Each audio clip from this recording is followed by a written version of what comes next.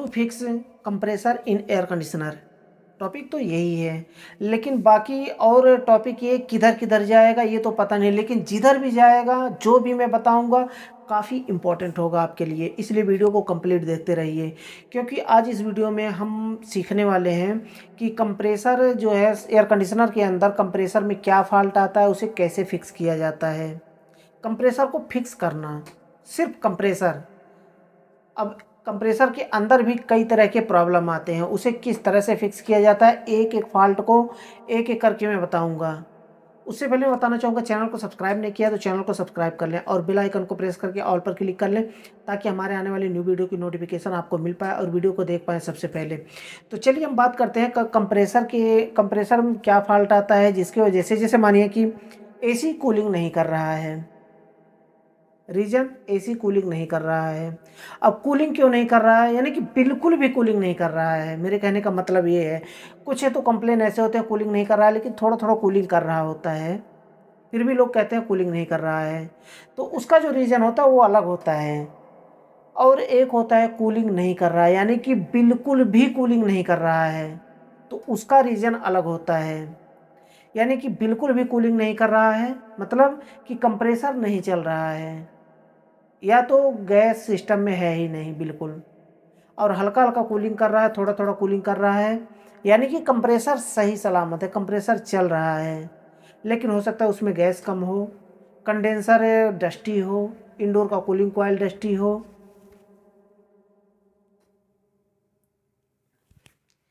तो इंडोर का cooling coil dusty हो, या फिर फिल्टर गंदा हो, या फिर सिस्टम में चोकिंग हो, कंप्रेसर हीटअप होके बंद हो रहा हो। ये सब अलग अलग प्रॉब्लम हो सकते हैं, लेकिन बिल्कुल भी नहीं कूलिंग कर रहा है तो कंप्रेसर नहीं चल रहा है। अब कंप्रेसर नहीं चल रहा है, उसके भी अलग अलग रीज़न होते हैं, इसलिए मैं कह रहा हूँ टॉपिक किधर जाएगा ये पता नहीं है, लेकिन जो भी बताऊँगा काफ़ी इम्पोर्टेंट होगा। कंप्रेसर अगर नहीं चल रहा है तो उसके भी अलग अलग रीज़न हो सकते हैं, जैसे कि कैपेसिटर का वीक होना, कैपेसिटर कमज़ोर होना, कंप्रेसर का टर्मिनल जल जाना, कंप्रेसर का ख़राब हो जाना, या फिर जो कंप्रेसर और कैपेसिटर के बीच में वायरिंग होती है उस वायरिंग का कट फिट जाना, या फिर जल जाना। जल जाने का मतलब कि थिम्बल भी जल जाता है। तो ये अलग अलग रीज़न हो सकते हैं, इसको भी हम एक्सप्लेन करेंगे, समझेंगे कि आखिर क्या रीज़न है, कैसे उसे फाइंड करना है और कैसे उसे सॉल्व करना है, जो भी प्रॉब्लम है कंप्रेसर नहीं चल रहा है। ये तो हो गया। अब देखिए कूलिंग नहीं कर रहा है, तो चलिए एक एक करके अब हम बात कर लेते हैं। जैसे कि मैं कंप्रेसर के बारे में बता दिया कि ये सब प्रॉब्लम हो सकते हैं, और कभी कभी होता है कि कंप्रेसर हीटअप हो जाता है, तो हीटअप होने के भी अलग अलग रीज़न हो सकते हैं। क्या क्या रीज़न हो सकते हैं, इसके ऊपर काफ़ी डीप में मैं वीडियो बना चुका हूँ, इसमें भी थोड़ा सा बताऊँगा, ज़्यादा नहीं बताऊँगा। मैं वीडियो खींच करके लंबा नहीं करना चाहता हूँ, बस उतना ही बताऊँगा जो काफ़ी इम्पोर्टेंट है, वही मैं बताऊँगा। तो कंप्रेसर को अगर मानिए कि कंप्रेसर नहीं चल रहा है, सबसे पहले कंप्रेसर नहीं चल रहा है, इसे हम एक्सप्लेन कर लेते हैं, इसे हम समझ लेते हैं कि तो कैसे चेक कैसे करना है। तो अगर कंप्रेसर नहीं चल रहा है तो हमें सप्लाई चेक करनी है कि इनडोर से लेकर के आउटडोर तक इनडोर कमांड लाइन भेज रहा है कि नहीं। इनडोर जब कमांड भेजता है कंप्रेसर को तब कंप्रेसर स्टार्ट होता है। अब कमांड कैसे भेजता है इसको भी थोड़ा सा समझ लीजिए। इनडोर को जब हम ऑन करते हैं, चाहे वो सप्लाई आउटडोर से इनडोर को हो या तो इनडोर से आउटडोर को हो सप्लाई, लेकिन जो कमांड भेजता है ना कंप्रेसर को स्टार्ट करने के लिए, वो इनडोर की पीसीबी से ही निकलता है कमांड। सप्लाई कहीं से भी हो कोई दिक्कत नहीं है। कुछ लोग कंफ्यूज होते होंगे इसमें कि ये तो आउटडोर टू इंडोर है, तो इंडोर से कैसे कमांड जाएगा। नहीं, चाहे आउटडोर से इंडोर हो कनेक्शन, या फिर इंडोर से लेकर के आउटडोर तो तक हो, कोई भी कनेक्शन हो। दो ही कनेक्शन होते हैं, एक आउटडोर से इंडोर, एक इंडोर से आउटडोर। 3 फेज का कनेक्शन आउटडोर से इंडोर होता है, और उसका कनेक्शन थोड़ा अलग होता है, उसको हम बाद में समझेंगे। लेकिन 220 के करंट में आउटडोर से इंडोर, इंडोर से आउटडोर, दो ही कनेक्शन होते हैं। अब मानिए कि आउटडोर से इंडोर है, इंडोर से आउटडोर है, तो ये तो जाहिर सी बात है कि इंडोर जब आउटपुट सप्लाई देगा तो आउटडोर को कमांड जाएगा और आउटडोर चलने लगेगा। लेकिन अगर आउटडोर टू इंडोर है कनेक्शन, तब कैसे पता चलेगा कमांड कब निकल रहा है? तो आउटडोर में कनेक्शन इंडोर में जाता है, इंडोर से उसके बाद निकलता है 2 मिनट के 3 मिनट के बाद आउटपुट सप्लाई निकलता है कमांड के लिए, कमांड लाइन, कमांड भी निकलता है, और उसके साथ में फैन मोटर के लिए भी निकलता है आउटडोर सप्लाई। क्योंकि कुछ एसी में ऐसे होते हैं जो कि सिर्फ एक कमांड निकलता है, सिंगल कमांड निकलता है, और उसी से कंप्रेसर भी चलता है और उसी से आउटडोर फैन मोटर भी चलता है। लेकिन कुछ ऐसे कैटेगरी वाले एसी होते हैं, कुछ ऐसे स्पेशल एसी होते हैं जिसमें 4 वे रिवर्सिंग वाल्व का अलग सप्लाई होता है आउटडोर में। सबके अलग अलग कमांड होते हैं, तब जब अलग अलग होगा तो अलग अलग रिले भी होते हैं सबके। जैसे कि आउटडोर फैन मोटर, आउटडोर 4 वे रिवर्सिंग वाल्व और कंप्रेसर, ये 3 यूनिट होते हैं आउटडोर सिस्टम में। तो कुछ एसी ऐसे नॉर्मल से होते हैं जो कि सिर्फ एक ही कमांड निकलता है, एक लाइन एक न्यूट्रल होता है, यानी कि एक जो लाइन सप्लाई जो कमांड होता है वही कमांड आउटडोर फैन मोटर को भी चलाता है, वही कंप्रेसर को भी चलाता है। तो ऐसे एसी में 4 वे रिवर्सिंग वाल्व नहीं लगे होते हैं, इसको ध्यान में रखिए। अब जिसमें 4 वे रिवर्सिंग वाल्व लगा रहे, कुछ एसी में ऐसे होते हैं, जैसे कि आप देख सकते हैं, ये आप वीडियो क्लिप में आपको दिखा रहा हूँ। तो ऐसे एसी में क्या होता है कि 4 वे रिवर्सिंग वाल्व के लिए अलग का सप्लाई होता है, यानी कि VCF। अब अलग अलग कोडिंग होगा अलग अलग एसी में, ये मैं नहीं कह सकता, लेकिन जो हमारे पास एसी है, जो हमारे पास वीडियो क्लिप है, उसमें VCF ऐसा होता है। तो V का मतलब हो गया 4 वे रिवर्सिंग वाल्व। ये भी अलग कमांड निकलता है इंडोर से अलग कमांड जाता है आउटडोर को। एक होता है VCF, सी होता है वो कमांड लाइन होता है कंप्रेसर के लिए, एफ का मतलब आउटडोर फैन मोटर। तीन तीन जो हमारे आउटडोर में प्रोसेसिंग होता है वो 3 यूनिट होते हैं, जैसे कि एक फैन मोटर, 4 वे रिवर्सिंग वाल्व, कंप्रेसर। तो सबके अलग अलग कमांड होते हैं, अलग अलग रिले होते हैं, वही सी रिले से ही आउटपुट सप्लाई निकलता है। फैन मोटर और कंप्रेसर और 4 वे रिवर्सिंग वाल्व। लेकिन 4 वे रिवर्सिंग वाल्व का सप्लाई तभी निकलता है जब हम हीट मोड पर रखते हैं, लेकिन कूल मोड पर रखने पर सिर्फ कंप्रेसर और फैन मोटर के लिए सप्लाई निकलता है कमांड। तो यही हो गया। तो अगर मानिए कि एसी कूलिंग नहीं कर रहा है, नहीं चल रहा है, यानी कि कंप्रेसर नहीं चल रहा है, तो आउटपुट सप्लाई आपको कमांड आपको चेक करनी है कि फैन मोटर चल रहा है कि नहीं, आउटडोर कंप्रेसर चल रहा है कि नहीं। अगर मानिए कि फैन मोटर चल रहा है, आउटडोर का कंप्रेसर नहीं चल रहा है, तो हमें चेक कैसे करना है? एक न्यूट्रल पर और एक कमांड लाइन पर, सी पर और एफ पर। एफ तो चल रहा है, उसको छोड़ दीजिए, लेकिन सी पर एक न्यूट्रल और एक सी पर हमें 220 का करंट चेक करना। अब 220 का करंट कैसे चेक किया जाता है, इसको मैं आपको घुमाऊंगा नहीं, मैं इसको इस वीडियो में नहीं बताऊंगा। आपको क्लेमीटर लेना है और 220 का करंट चेक करना है आउटपुट सप्लाई आउटडोर में। पहले इनडोर में चेक करना है कि इंडोर से आउटपुट निकाल रहा है कि नहीं। आउटपुट निकाल रहा है इंडोर, तो हमें आउटडोर के पास जाना है, आउटडोर में चेक करना है कि आउटडोर में इनपुट हो रहा है कि नहीं 220 का करंट। अगर 220 का करंट इनपुट हो रहा है तो समझ जाइए कि आगे प्रॉब्लम है, यानी कि आउटडोर सिस्टम में यूनिट में प्रॉब्लम है। अगर आउटपुट सप्लाई यहाँ तक नहीं पहुँच रहा है आउटडोर यूनिट तक, तब आप क्या करेंगे? तब समझ लीजिए कि इंडोर तो निकाल रहा है सप्लाई, कमांड लाइन का सप्लाई जो है ना इंडोर निकाल रहा है, लेकिन आउटडोर तक नहीं पहुंच रहा है। तो आप क्या समझेंगे वहाँ पर?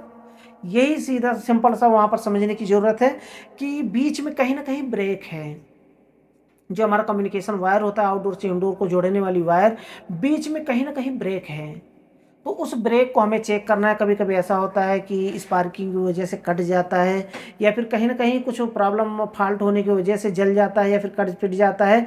तो उसे हमें क्या करना है? उसे ज्वाइंट करना है, टेप मार करना है और उसे मतलब फिक्स करना है, ज्वाइंट करना है। तो अब हमें चेक करना है कि आउटपुट सप्लाई क्या आउटडोर तक पहुंच रहा है। अब तो ये तो प्रॉब्लम था, ये तो फिक्स हो गया, अब तो चलना चाहिए। अगर स्टार्ट हो गया तो सही है कि वही प्रॉब्लम था। अगर सप्लाई वहाँ तक पहुँच गई आउटडोर तक, चेक करेंगे 220 का करंट दिखा रहा है, फिर भी कंप्रेसर नहीं चल रहा है, तो हमें क्या चेक करना है? हमें चेक करना है कि कैपेसिटर कहीं वीक तो नहीं है, कैपेसिटर का वायर कहीं निकला तो नहीं है। तो इस तरह से हमें चेक करना है। कंप्रेसर लास्ट, यानी कि कहने का मतलब है लास्ट जो टर्मिनल होता है कंप्रेसर का टर्मिनल, वहाँ तक 220 का करंट अगर पहुँच रहा है फिर भी कंप्रेसर स्टार्ट नहीं हो रहा है तो समझ जाइए कि कंप्रेसर ख़राब है। अगर 220 का करंट टर्मिनल तक नहीं पहुंच रहा है तो समझिए कि कंप्रेसर को छोड़िए, पहले पहले हमें 220 का करंट टर्मिनल तक पहुंचाना है।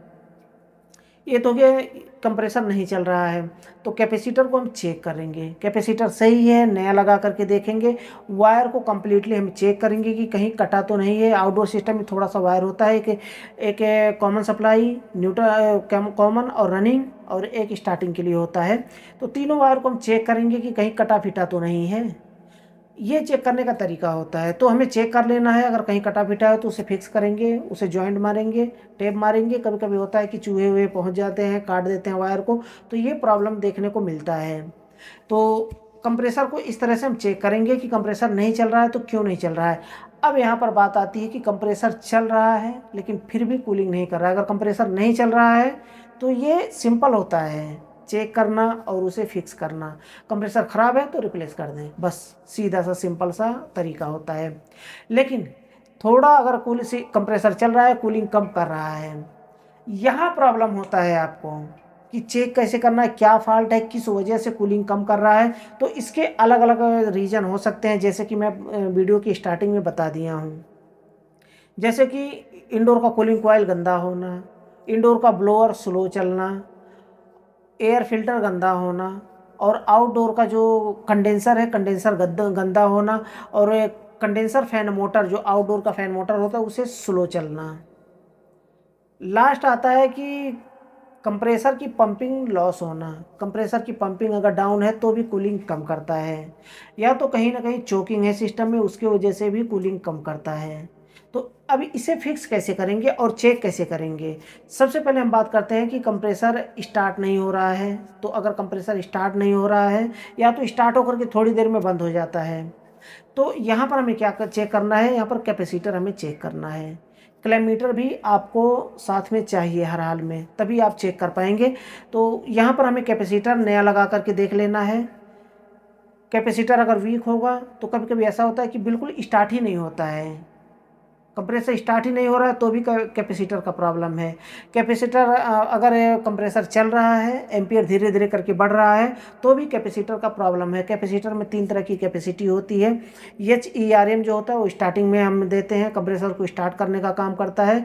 और C जो होता है वहाँ से हम कॉमन सप्लाई देते हैं। जो कॉमन सप्लाई होता है हमारा लाइन सप्लाई, वो हम रनिंग में देते हैं, और उसमें फैन मोटर का होता है।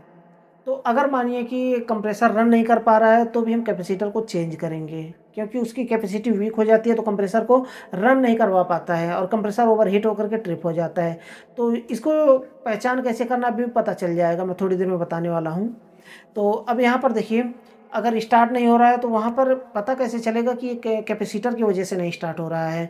तो यहाँ पर चेक करने के लिए एक सिंपल सा तरीका होता है जो कि मैं आपको बता रहा हूँ। कंप्रेसर से साउंड आएगा, गो गो करके साउंड आएगा, स्टार्ट नहीं होगा। गो गो करके साउंड आता है लेकिन स्टार्ट नहीं होता है कंप्रेसर। तो वहाँ पर सीधा आपको क्या करना है, कैपेसिटर को चेंज कर देना है। कैपेसिटर चेंज करेंगे तो ये प्रॉब्लम फिक्स हो जाएगा। अब यहाँ पर देखिए, एक तो हो गया कंप्रेसर स्टार्ट नहीं हो रहा है, एक तो हो गया कि स्टार्ट होगा कंप्रेसर लेकिन धीरे धीरे करके एम्पियर बढ़ेगा और ट्रिप हो जाएगा ओवरहीट हो करके। तो उसके लिए भी कैपेसिटर पहले हम, उसमें भी 2 प्रॉब्लम हो सकते हैं, या तो कैपिलरी का चोक होना या तो कैपेसिटर का वीक होना। दोनों में से एक प्रॉब्लम होता है, तब कंप्रेसर धीरे धीरे करके एम्पियर बढ़ता है। या तो लास्ट फाइनली होता है कि कंप्रेसर ही ख़राब होता है, तो इसकी वजह से भी ऐसा होता है। तो इसे फाइंड करने के लिए इन तीनों में से प्रॉब्लम क्या है एक्चुअल, उसे चेक करने के लिए सबसे पहले हम कैपेसिटर को चेंज करेंगे।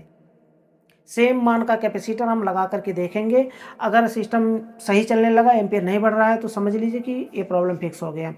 कैपेसिटर नया लगाने के बाद भी चाहे जितना बड़ा बड़ा इंजीनियर हो, लेकिन ये करना पड़ेगा, ये टेस्टिंग आपको करनी पड़ेगी हर हाल में, चाहे जितने बड़े इंजीनियर क्यों ना हो। आप ये सोच रहे होंगे कि जो नए लोग होते हैं इनको एक बार कैपेसिटर चेंज करिए, देखिए, एक बार कैपिलरी को चेक करिए, एक बार आउटडोर कंडेंसर फैन मोटर को चेक करिए। नहीं, कोई भी टेक्नीशियन हो, कितना बड़ा टेक्नीशियन हो, लेकिन उन्हें ये करना पड़ेगा, क्योंकि कोई ऐसा नहीं है कि एक्चुअल में फाइंड कर ले कि तीनों प्रॉब्लम में से यही प्रॉब्लम है। कैपिलरी का चोक होना या फिर कैपेसिटर का वीक होना, ये दोनों में से कोई फाइंड नहीं कर सकता है। उसे बारी बारी से चेक करना ही पड़ेगा। जैसे सबसे पहले हम कैपेसिटर को लगा करके देख लिए, अगर सही हो गया, एम्पीयर नहीं बढ़ रहा है, तो समझ लीजिए कैपेसिटर का प्रॉब्लम था। अब सबसे पहले मैं ये क्यों कैपेसिटर चेंज करना क्यों बोल रहा हूँ, ये आपको समझ में अभी आ जाएगा। सबसे पहले ध्यान रहे कि कैपिलरी को चेक करने से पहले कैपेसिटर ही चेक करना है आपको। कैपेसिटर लगा करके देख लेना है। या तो आपको पता है कि एक तो होता है सिस्टम में, एक सक्शन लाइन में, डिस्चार्ज लाइन में, दोनों में पिन वाल्व लगे होते हैं। तो वहाँ पर गेज के दोनों लाइन को वहाँ पर 2 गेज कनेक्ट करना पड़ेगा, यानी कि मैनिफोल्ड गेज आपको कनेक्ट करना पड़ेगा। तब आप आँखों से देख सकते हैं कि हाँ कैपिलरी चोकिंग है। कैसे, उसे मैं लास्ट में बताऊँगा। तो कैपेसिटर लगाने पर अगर सही हो गया तो ठीक है। आगे हम चेक करेंगे कि कैपेसिटर लगाने पर भी ये प्रॉब्लम है नया, तो अब हम कैपिलरी के आगे बढ़ेंगे। उससे पहले फाइंड आपको कंफर्म श्योर कर लेना है कि आउटडोर का फैन मोटर की स्पीड सही है, आउटडोर कंडेंसर गंदा तो नहीं है, इनडोर का ब्लोअर सही चल रहा है, फिल्टर गंदा तो नहीं है। ये सब चेक करने के बाद लास्ट आपको कैपिलरी पे आना है। कैपिलरी पे अब देखिए मैनिफोल्ड गेज लगा करके कैसे चेक करना है कि हाँ एक्चुअल में, रियल में ये कैपिलरी हमारी चोक है। कैसे पता चलेगा? मैनिफोल्ड गेज लगाना है, उसके लिए भी मैं प्रैक्टिकल वीडियो बना रखा हूँ। उस वीडियो को अगर आपने नहीं देखा है तो नीचे डिस्क्रिप्शन में आपको लिंक मिल जाएगा, या तो आई बटन में फ्लैश हो रहा होगा, वहाँ से क्लिक करके उस वीडियो को देख लीजिए और सीख लीजिए। तो उसमें भी बहुत सिंपल सा प्रोसेस होता है। जैसे कि डिस्चार्ज लाइन में हाई प्रेशर गेज लगाएंगे और सक्शन लाइन में लो प्रेशर गेज लगाएंगे। तो लो प्रेशर गेज है ना, उसकी सुई थोड़ा नीचे आएगी लो प्रेशर गेज में, यानी कि अगर R22 रेफ्रिजरेंट है तो वहाँ पर प्रेशर जो शो होगा 50 PSI शो होगा। तो उसी हिसाब से अगर 50 PSI शो हो रहा है तो डिस्चार्ज लाइन में भी प्रेशर थोड़ा सा कम होना चाहिए, यानी कि 250 से 350 PSI है, यानी कि 300 PSI है तो वहाँ पर 280 PSI या फिर 320 PSI के अराउंड होना चाहिए, क्योंकि थोड़ा सा गैस कम है। अब उसी हिसाब से एम्पियर भी थोड़ा सा कम लेना चाहिए। 9 से 11 एम्पियर ले रहा है ना, तो वहाँ पर 7 एम्पियर लेगा, यानी कि सक्शन प्रेशर कम है, यानी कि जो हमारा रेफ्रिजरेंट है कम है, प्रेशर रेफ्रिजरेंट का कम है, तो उसी हिसाब से सब कम होगा, डिस्चार्ज प्रेशर भी, सक्शन प्रेशर भी, एम्पियर भी। लेकिन अगर प्रेशर कम ले रहा है, यानी कि 50 PSI का प्रेशर है, 40 PSI का प्रेशर है, एम्पियर ज़्यादा ले रहा है, मतलब कि गैस कम नहीं है, तो वहाँ पर फाइंड होता है कि चोकिंग है सिस्टम। अब डिस्चार्ज प्रेशर में कितना बताएगा? जो हमारा डिस्चार्ज प्रेशर है वो हमारा बताएगा कम से कम 150 PSI, 200 PSI के नीचे ही बताएगा। चोकिंग अगर होता है तो डिस्चार्ज प्रेशर कम बताता है और एम्पियर धीरे धीरे करके बढ़ता है। तो ऐसे में हम फाइंड कर लेते हैं, हमें पता चल जाता है कि हाँ होता है। इसको भी समझ लीजिए। चोकिंग जो होता है, कैपिलरी के आगे फिल्टर लगा होता है, उसी फिल्टर में जाकर के जाली होती है, उसी जाली में जाकर के कचरा फंस जाता है, जिससे रेफ्रिजरेंट आगे नहीं बढ़ पाता है। कूलिंग कॉइल में ऑयल जा करके थोड़ा जमा हो जाता है, कंडेंसर में ऑयल जा करके जमा हो जाता है, ये सब चोकिंग होता है। तो ये सब चोकिंग को फिक्स करने के लिए नाइट्रोजन से आपको फ्लश करना होगा, या तो R410 रेफ्रिजरेंट का यूज करना होगा। फ्लश करके वैक्यूम करके आप गैस चार्जिंग करेंगे, सिस्टम चलने लगेगा। तो ये सब तरीका होता है कंप्रेसर ओवर हीट होने का। मुझे लगता है कि आपके लिए वीडियो काफ़ी इंपॉर्टेंट रहा होगा, काफ़ी यूजफुल रहा होगा। अगर वीडियो पसंद आए तो वीडियो को लाइक जरूर कर दें। लास्ट में बताना चाहूँगा, चैनल को सब्सक्राइब नहीं किया है तो चैनल को सब्सक्राइब कर लें। अगर कुछ भी टॉपिक मैं मिस कर गया हूँ, आपके लिए इंपॉर्टेंट था, तो आप बेझिझक मुझसे कमेंट बॉक्स में पूछ सकते हैं। मैं उसका रिप्लाई जल्द से जल्द देने की कोशिश करूँगा वीडियो के माध्यम से। तो आज के लिए बस इतना ही था। अगली वीडियो में फिर जल्दी मिलते हैं एक नया टॉपिक के साथ।